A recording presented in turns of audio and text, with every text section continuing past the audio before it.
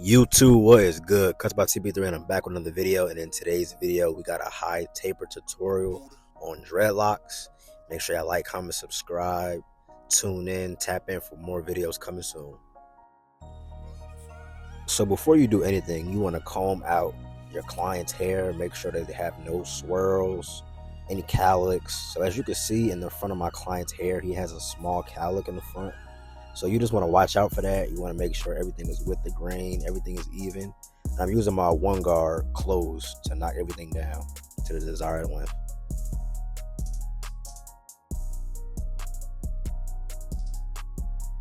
So starting off with the back taper, I'm first going to shape up the bars because I want to see what I'm doing, what I'm working with. Then I set in my bald line, and you see you have the outline of the taper already done. So now I'm going to take my wall seniors. I'm going to go in with the lever fully open, setting in that first line, and then I'm going to close the lever, and then I'm going to notch it halfway to knock out that first section I just made.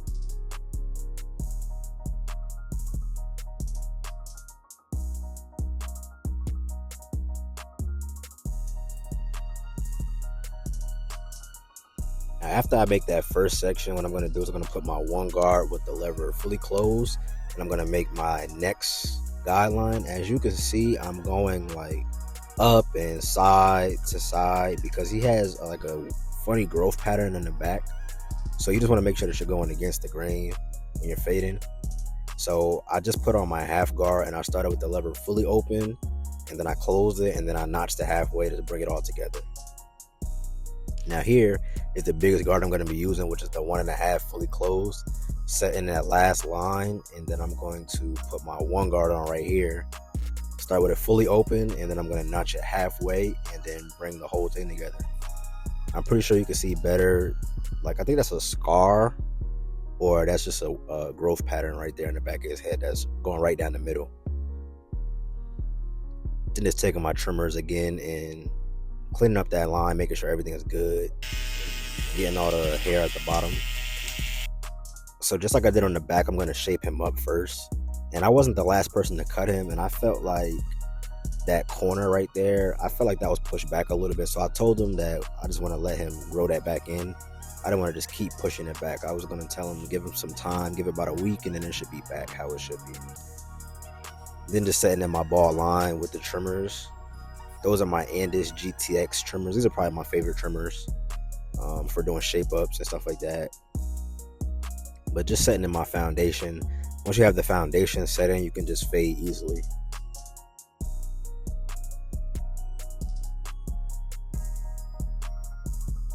Same thing on the other side, just being careful, not trying to dig in to his hairline, but still getting it nice and sharp, just like on that other side. This corner right here, I don't want to go too crazy and go too deep into it. Setting in the ball line again, and then I'm gonna just do the exact same thing I did on the back to both sides, just to match the tapers.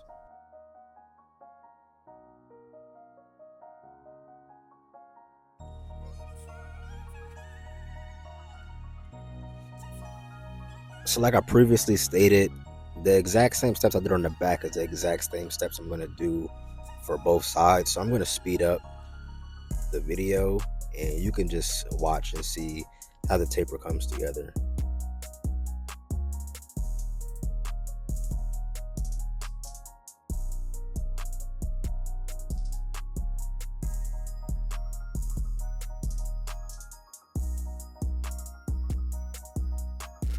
Now, when you're cutting anybody with locks, you see how my finger is holding his hair out the way.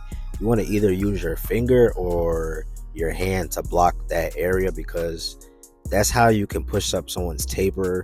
And I know you hear people gelling or making fun of people with sky tops and big super far back tapers, but sometimes I feel like barbers just go too crazy when trying to clean up that area. And yeah, I don't want to push any of his locks back anymore because he didn't have a fresh retwist. So I just use my finger or my comb to not go too far back into his dreads.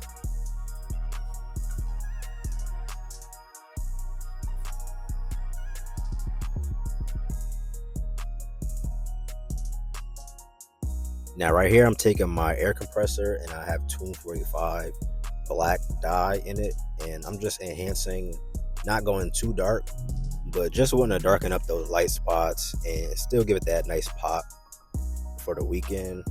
And right after that, I'm going to use my hair fibers on top of the dye to give it a more natural look, because the dye gives it that shiny look and the fibers, it gives it that real natural look, give it like a little bit of texture.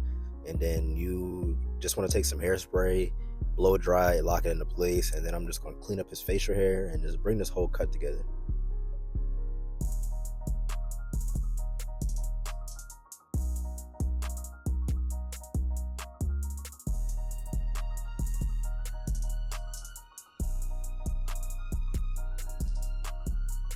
He also asked if I shape up his eyebrows, not making them too skinny, but just cleaning them up. And then we're gonna punch in the slashes. I don't even know what you call those anymore, like the tiger scratches or the tiger, I don't know.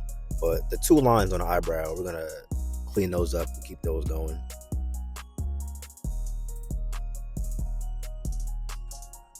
Pulling the skin, make sure you pull the skin when using a razor, and just bring the razor to the line, getting everything nice and crispy, bringing the cut all together. This is the final step of the cut.